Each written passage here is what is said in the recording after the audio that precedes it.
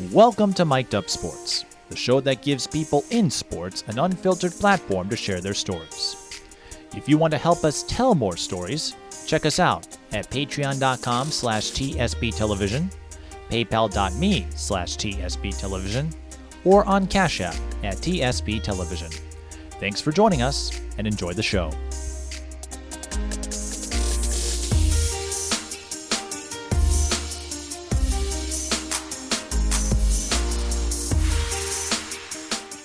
I've actually been home for almost 2.5 weeks now, and I missed the game already. I'm like ready to go again, but obviously I want to go play. I always said this, I want to go play in Spain, either when I'm done, but right before I get done playing, or Spain, France, back to Sweden.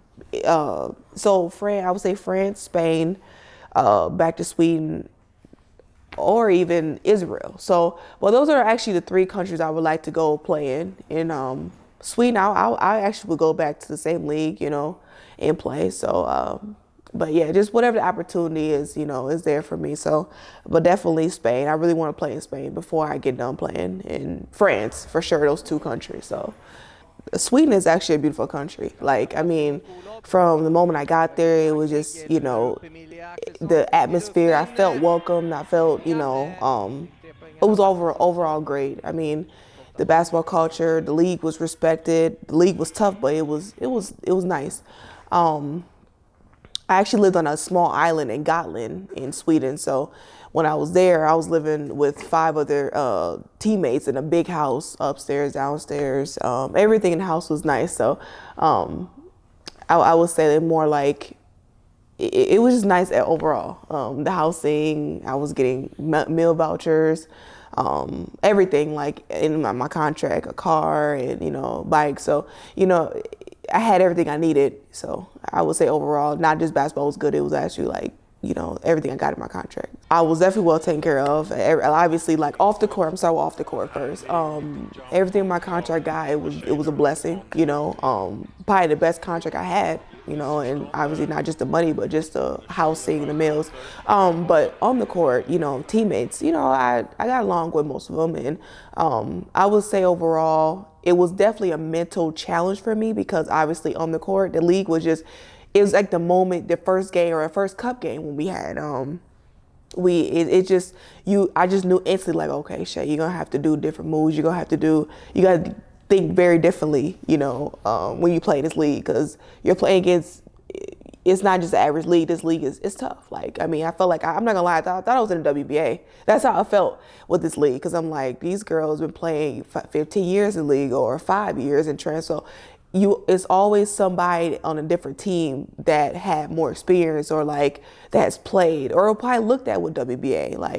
I would say definitely the mental challenge. I had to realize I'm playing against girls that had experience or, or that were, mentally was smart or just overall everything. So mental battle, very mental. I had to think differently. I had to do different things and, just go out there and play your best, and rather you don't feel good or you do feel good. So definitely mentally was definitely the challenge for me. So I would have practice at 9 a.m.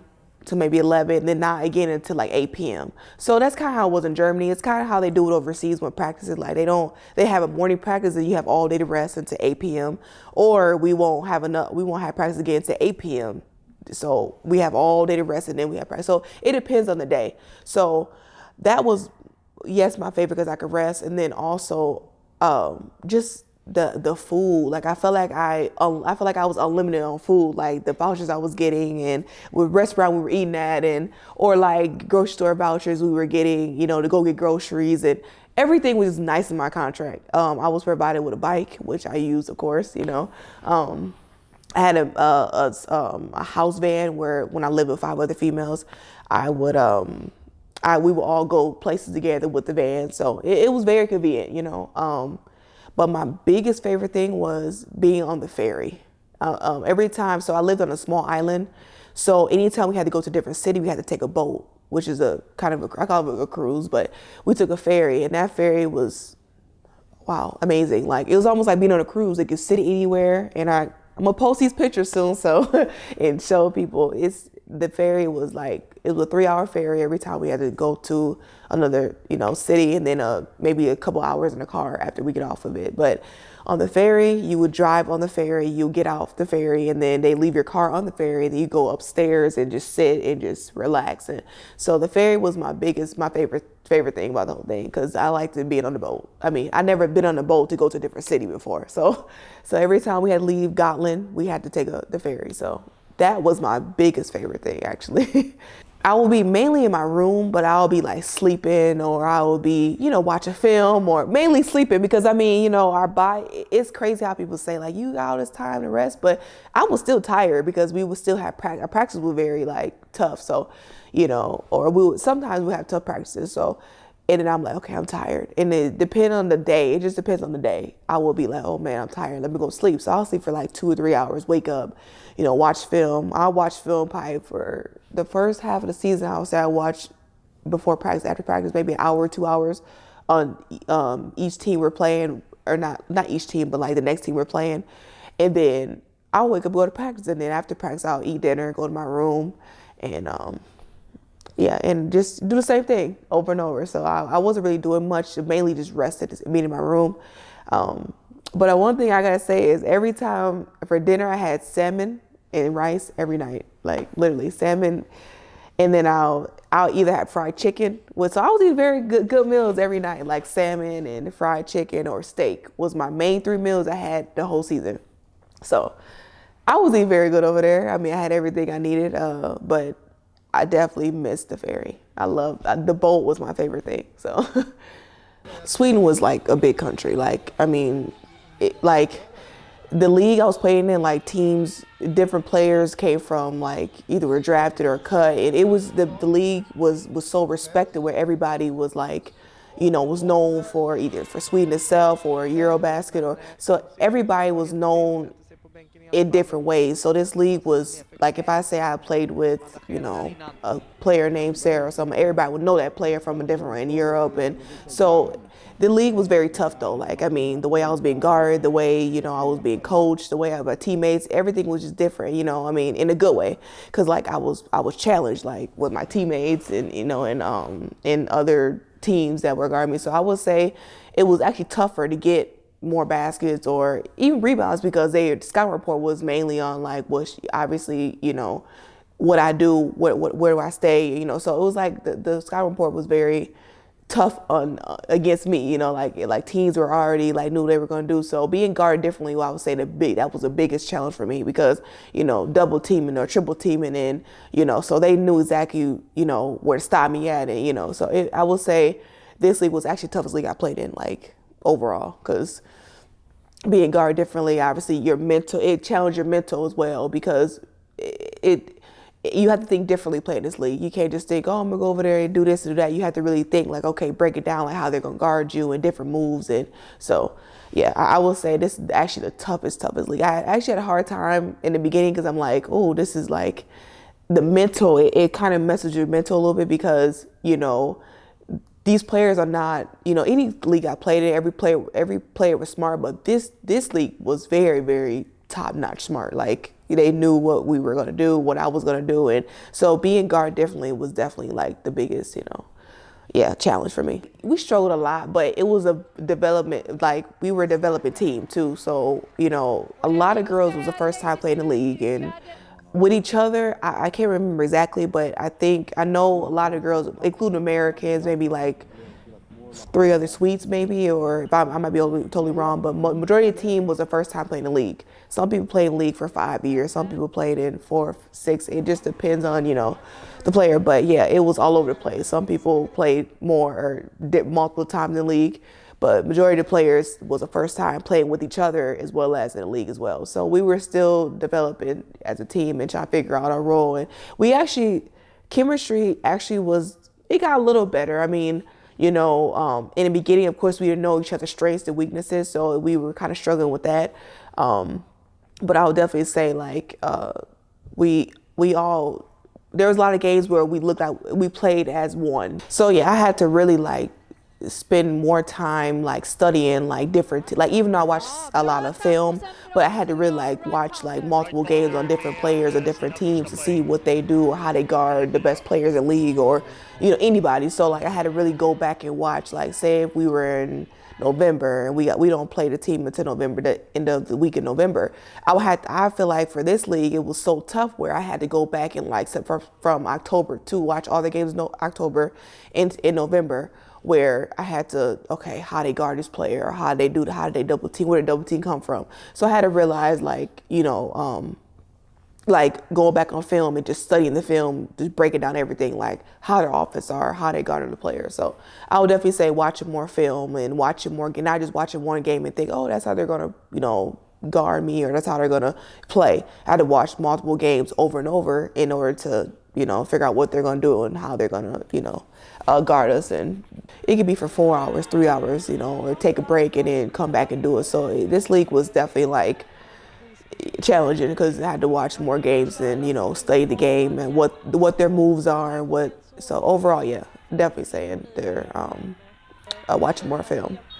I would say I feel like I was more focused and because I was more focused and challenged, like mentally and physically on the court. I feel like it helped me grow, as in, you know, be mature with the ball. Like obviously it's not all about scoring all the time, but you know, if I get like 20 rebounds and probably scoring less, then that's still a good game because it shows that I'm doing well on defense. So I would say I really just emphasize more on defense, because obviously not just more playing time, but also like you're still contributing. And teams like that overseas, they look at, as a post player like myself, like I have to, they like post players that know how to guard like all positions, not just one position. So I had to look at like, okay, Shay, you might have had a bad game scoring that game, but look at your defense. You were hustling the court. And I would say defense was really like, starting the second half of the season, had it like, okay, Shay, you can score a lot, but what really matters is your defense too, because your defense is what teams in this league, it's all about defense. Like it really is. Like,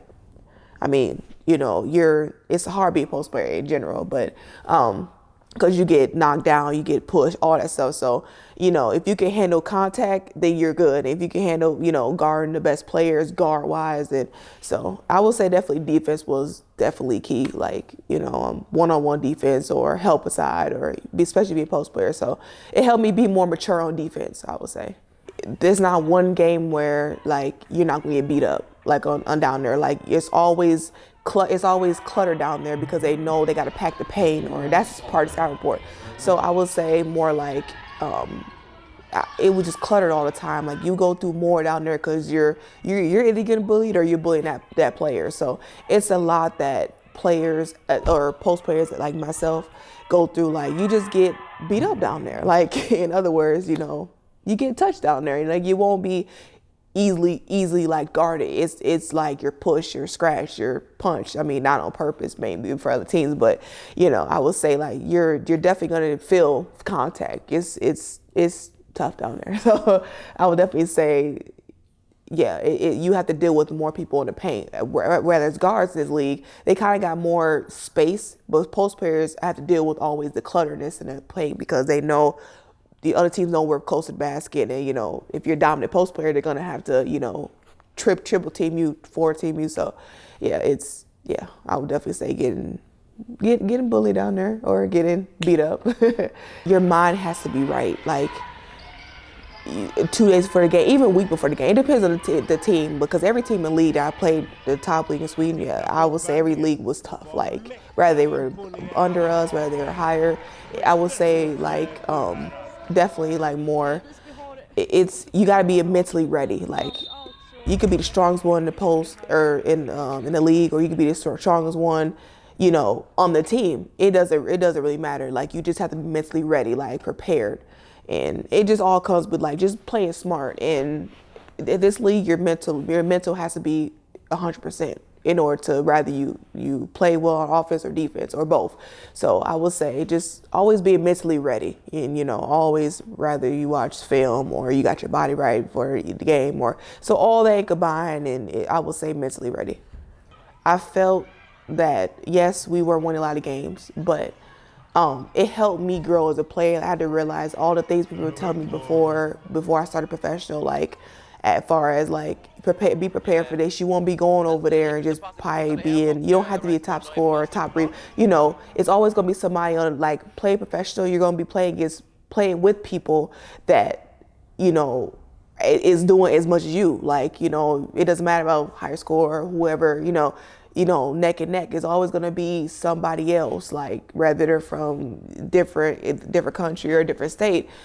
I had more like open runs, meaning like, offensively and part defensively too. Like some teams just solely worry about, one player when they sign or the player that's been contributing the most, and that's what they focus on. Rather this league is like, no, everybody, like rather you're youth or higher. So I will say this league it taught me a lot, like the growth. Like it's okay if you're not primary scorer. It doesn't matter. It's okay to be, long as you do your job, because you're here, yes, to get to the next level and prove yourself, but you're also here to help the team win as well. Obviously do what you do. So I had to realize like I always thought that yes, get the numbers in order to get to the higher level, but it's also that it's okay to be secondary, score as long as you're doing your job, and so it doesn't have to always just spotlight on one person or something like that. It has to be. It's about a team. As long as you're doing your job, again, like you're gaining respect. So that was the biggest thing I had to learn about this league. It humbled me a lot when it came to like, Shay, you got to realize like, you over there do a job. Like you're not in competing with nobody or, everybody came from it's different cultures I'm playing with. Just like if I go outside right now and pick 4 of the people to play with me, different backgrounds, different, maybe ethnicity or, race. So I had to realize it's professional. It's kind of free ball, kind of like we're all there as American going overseas playing basketball. We're all there to, yes, prove ourselves and get our numbers, get to a higher level. But I had to realize like, you're playing with different mindsets, different people that's going for something like, or has another goal. So I had to realize that like professional is a whole different ball game, rather in high school and college. Like, yes, we still play as a team, but it's a kind of free ball when it comes to professional basketball. It's a lot that, yes, we have plays we run, but it's still free for all. Like you could kind of do what you want in a way, like because you're over there to prove something anyway. So you have to do whatever you can to survive and play well too. So who would you say was the toughest team or toughest player that you went up against? You alluded to okay. the battles you had to endure. Yeah. So which one stood out to you? Okay. I was named probably 2 or 3. So one of them, her name is Tiffany Brown. I'm sure she's probably gonna watch this podcast, but from a team called Uppsala University. She's 37 years old and just dominated the league. I mean, like she's my favorite player in the league. I've been watching her game and she's like amazing. And she's 37 years old and getting 30, 25. So she's like, if she's not just that, she's an awesome all-around player. Like I look up to her, I'm like 37, I have no excuse. So she's definitely the toughest player I've guarded in that league. Another player, her name was Clara. Forgive me if you watch this. Clara, she's from San Antonio University. So that was actually the number 1 team. Yeah, and then their whole team was a dynasty. Oh my goodness, but I will say the second player was Clara, because she reminded me kind of a Caitlin Clark, but just in this professional league. Like she's the best player in Sweden. So, they gave her that title I think maybe a couple years ago, or maybe probably before that, but. Definitely, she was tough too, but I would say the whole entire team was just dynasty. Like, I mean, they challenged me as well. Like, yeah, that was one of the team I was telling. Actually, Scott Port was on point. Like, okay, this is what she gonna do. We have to do this, and so, and obviously, I would say that's probably the 2 players I would say that was definitely the toughest people that I played against in this league. I know you still have WNBA aspirations in mind, but how do you think this second season played a part in that goal and that objective of yours? Being patient, realizing like every game is gonna be cutthroat. It's gonna be a battle every game, like, especially going from higher leagues to higher leagues. It's gonna be a battle. Like, I learned that just it's okay to fail. It's okay to have a bad game. Like before I was like, okay, I was kind of calm. I'm like, I already kind of, different leagues were different, but I would say it's okay to have one bad game. You're not going to have every great game, even though I do put a lot of pressure on myself. I expect myself to be, where I'm at right now. I'm happy, but not because I'm like, I'm so hard on myself because I know where I want to get to. So I would say just being patient and it's okay to have a bad game. If you have one bad game, it's not going to kill your career, So that was the biggest thing for me. I had to realize, like, it's not going to kill you if you have 1, 2, 3 bad. You're playing 22 games in a season. It's okay to have 3, 4 bad games, even maybe 5. It's okay. Long as you just, you bounce back from it and you do well the next game. And if you didn't do a lot this game, do more next game, defensive-wise, offensive-wise. So patience is key, and just, it's okay to fail. It's okay to have a bad game. A lot of players that play this league, like that I used to play it with, knew each other. So I'm like, oh, so one of my friends inboxed me and was like, I voted for you. And I'm like, for what? And I didn't know the league did awards. And I was like, oh, wow, they do awards. So she sent me the link and said, I voted for you. And I was like, let me just look on the link. And I saw my name nominated for Center of the Year and like different awards, Forward of the Year and Coach of the Year. So I was like, oh, okay, I didn't know that. So I said, thank you so much. I appreciate it. I was just relieved that I was nominated. That means I'm being recognized. Even though it's my first time playing the Sweden League, I'm being recognized for something. Like, I know I was on a tough team. It was a development team. We were the bottom team, one of the bottom teams, but being recognized was a blessing. I was like, oh, wow, okay, I'm glad I have my name up here. So once she did that, I started, like, okay, can people vote for me? So I was nominated for Center of the Year, and I will be, I'll be grateful if you guys voted for me. So that's when I start, sending to people, and they start giving me feedback. Oh, I voted for you. And I'm like, oh, this is just a blessing. I felt, honored that I was even, recognized, even though it was a tough league every tough team I played on, and, we were struggling a lot. I was still recognized for, playing on that. So yeah, I was happy to be nominated.